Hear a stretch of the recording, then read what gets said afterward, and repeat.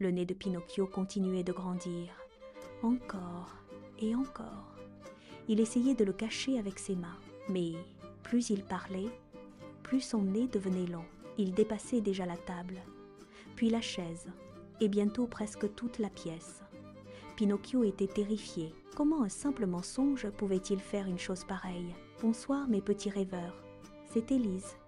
Je viens d'ouvrir mon coffre à contes et regarder ce que j'ai trouvé. Un petit morceau de bois, qui semble encore rempli de magie. Cela me rappelle l'histoire d'une marionnette qui rêvait de devenir un vrai garçon. Écoutons ensemble l'histoire de Pinocchio. Il était une fois un vieux menuisier nommé Geppetto. Il vivait dans une petite maison remplie d'outils, de copeaux de bois et de jouets qu'il fabriquait pour les enfants. Mais Geppetto avait un rêve. Il aurait aimé avoir un fils. Un soir, il trouva un morceau de bois très étrange. Quand il le toucha, le bois semblait presque vivant. Curieux, Geppetto décida de fabriquer une marionnette. Peu à peu, il sculpta un petit garçon, avec des yeux ronds, un chapeau et un long nez en bois. Quand il termina, il regarda sa création. « Si seulement tu pouvais être un vrai garçon, » murmura-t-il. Cette nuit-là, une douce lumière entra par la fenêtre. Une fée magique apparut. Elle observa la marionnette, puis elle sourit. Avec sa baguette magique, elle toucha Pinocchio. Soudain, les doigts de bois bougèrent. Les jambes remuèrent, les yeux s'ouvrirent. « Bonjour, papa !» Geppetto resta sans voix. Sa marionnette était vivante.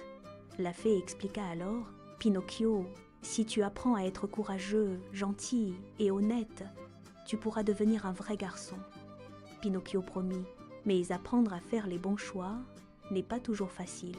Le lendemain, Geppetto envoya Pinocchio à l'école. Mais sur le chemin, Pinocchio rencontra deux personnages étranges, un renard très malin et un chat paresseux.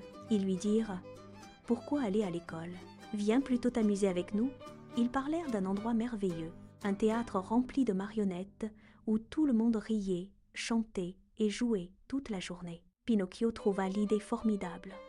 Il les suivit. Au théâtre, les marionnettes dansaient sur la scène. Mais le directeur du théâtre, un homme sévère, découvrit Pinocchio. Au début, il se fâcha. Puis il comprit que Pinocchio était différent. Il lui donna quelques pièces d'or et lui dit de rentrer chez lui. Mais, sur le chemin du retour, le renard et le chat revinrent. Ils lui parlèrent d'un endroit magique, un champ merveilleux où les pièces d'or pouvaient pousser comme des arbres. « Il suffit de les planter, » dirent-ils. Pinocchio les crut. Il enterra ces pièces dans la terre et attendit. Mais le lendemain, les pièces avaient disparu. Le renard et le chat s'étaient moqués de lui. Pinocchio comprit alors qu'il avait été trop naïf. Un jour, il entendit parler d'un endroit incroyable, l'île des plaisirs. Un lieu où les enfants ne travaillaient jamais. Pas d'école, pas de devoirs, seulement des jeux, des bonbons et des fêtes toute la journée. Pinocchio décida d'y aller.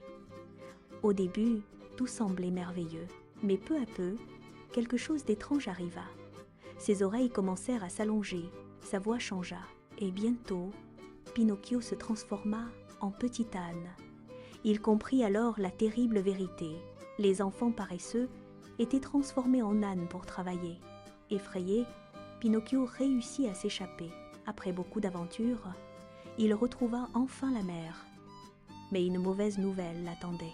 Geppetto, en partant à sa recherche, avait été avalé par une énorme baleine. Sans hésiter, Pinocchio plongea dans l'océan. Les vagues étaient immenses, l'eau glaciale, mais il continua. Finalement, la baleine ouvrit sa gigantesque bouche et Pinocchio fut avalé lui aussi. Dans l'obscurité, il aperçut une petite lumière.